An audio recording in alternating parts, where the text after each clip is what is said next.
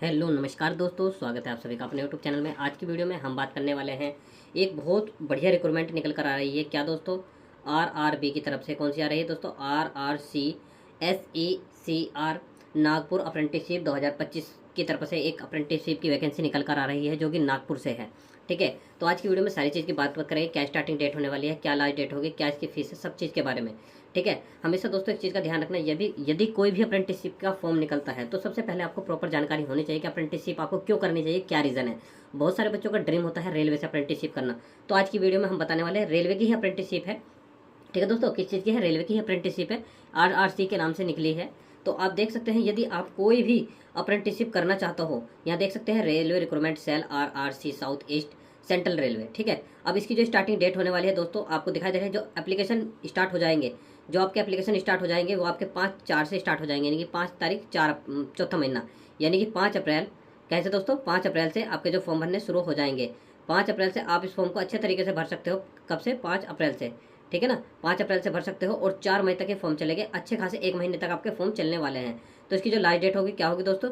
इसकी जो आपकी लास्ट डेट होने वाली है, लास्ट डेट आप देख सकते हैं। इसकी जो लास्ट डेट होने वाली है 4 तारीख, यानी पूरा 1 महीना फॉर्म चलेगा। इसमें जनरल हो, SC एबी, किसी की कोई भी फीस नहीं है। ठीक है ना, इसमें देखिए अभी तक एप्लीकेशन पे कोई भी फीस नहीं लिखी हुई। आप देख सकते हैं, यदि आप इस साइड देख पा रहे हैं, ये जो आपके यहाँ लिखा हुआ है, ये एप्लीकेशन फीस। तो यानी कि यहाँ आपको कोई किसी प्रकार की कोई भी फीस नहीं देनी है।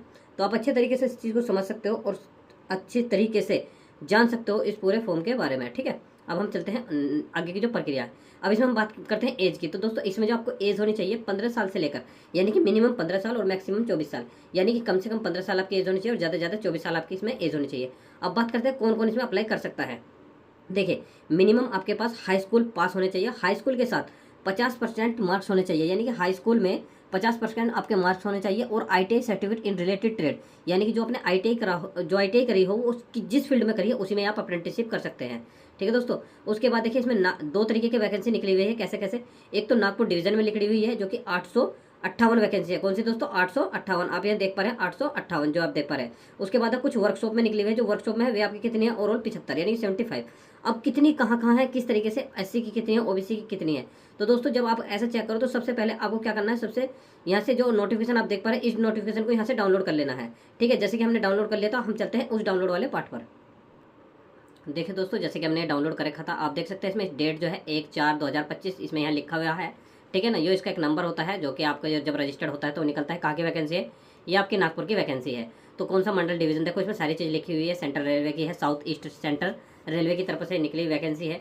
स्टार्टिंग डेट और लास्ट डेट हमने आपको बता दी है।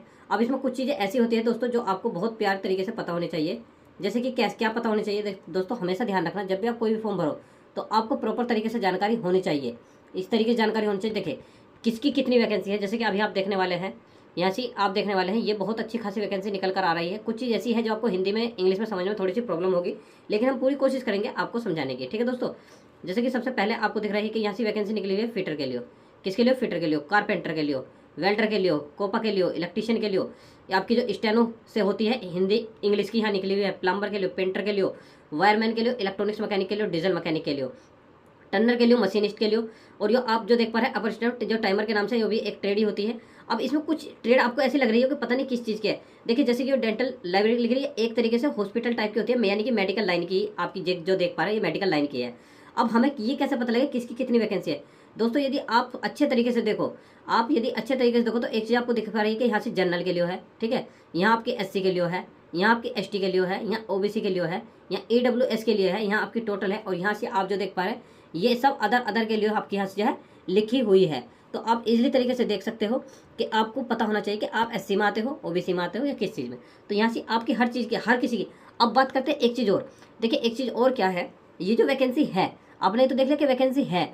अभी आपको बताया था कि 2 तरीके की वैकेंसी, एक आपकी 858 वैकेंसी और एक आपकी 75 वैकेंसी। अब ये आपकी 75 है या 58 है, ये भी तो आपको पता होना चाहिए। देखिए जो आपका यहाँ लिखा हुआ है 4 नागपुर डिवीजन, क्या लिखा हुआ है दोस्तों? 4 नागपुर डिवीजन। तो यानी कि जो नागपुर डिवीजन की वैकेंसी जो है, ठीक है ना, ये आपकी कितनी है दोस्तों? ये आपकी जो पूरी ओवरऑल बन रही है, ये आपकी 858 वैकेंसी बन रही है। ठीक है, ये कितनी है? 858। आपको यहाँ से डाटा से भी पता लग रहा होगा कि ये आपकी बहुत ही ज़्यादा वैकेंसी है। ठीक है, अब हम देखने वाले हैं, ये तो हमने देख ली कि ये कहाँ की है, नागपुर डिवीजन की। अब है वर्कशॉप वाली। ठीक है, अभी इसमें और भी ट्रेड थी, जैसे गैस कटर हुआ। ठीक है, आपका MMV हुआ, ये टोटल वैकेंसी आप यहाँ देख पा रहे होंगे कि यह सारी टोटल ओवरऑल जो है लिखी हुई है। ठीक है, कितनी लिखी हुई है दोस्तों? ओवरऑल जो है लिखी हुई है, मल्टीपल तरीके से वैकेंसी जो आपकी निकली हुई है। कुछ अलग डिपार्टमेंट की होती है, कुछ अलग होती है। जैसे कि यहाँ देखिए टोटल जो आपकी लिखी हुई है 600 है, ये 39 है, 17 है, 117 है, तो ये अलग अलग ट्रेड के हिसाब से दी हुई है। अब ये वैकेंसी बहुत ज़्यादा थी। अब उसके बाद हम बात करते हैं किस चीज़ की। देखो दोस्तों, हम बात करते हैं अब जो हमारे दूसरे वाली वैकेंसी रह गई है। ठीक है ना, इसमें 2 तरीके लिखी हुई है, 2 तरीके की निकली हुई है। जैसे कि अब इसमें हम बात करते हैं जो फिटर की निकली हुई है, यहाँ से वेल्डर की है, कारपेंटर की है, पेंटर की है, टर्नर की है। ठीक है, सैनिटाइजर की स्टेनो में है, ये भी इंग्लिश में आपकी, इलेक्ट्रीशियन की है और कोपा की है। तो आप देख पा रहे हैं कि कोपा आपके ऊपर भी थी, इलेक्ट्रीशियन भी थी, फिटर भी थी। तो कुछ ट्रेड आपकी दोनों तरफा है, कोई प्रॉब्लम वाली बात नहीं, कुछ ऊपर है कुछ नीचे है। अब बहुत सारे बच्चों के दिमाग में चल रहा होगा सर यहाँ से 36 टोटल लिखा हुआ है, यहाँ से 19 है, ये है। दोस्तों ऐसे काउंट मत करो, ये काउंट करो। देखो 44 9, ये इतनी ओवरऑल वैकेंसी इस तरीके से दी हुई है। ठीक है ना, ये जो वैकेंसी है इस तरीके से यहाँ से दी हुई है। यहाँ 5 है, 2 है, यानी कि 13 18 4 9 44। तो यदि आप इन्हें ओवरऑल जोड़ते हो तो ये आपकी 75 वैकेंसी ही बैठेगी।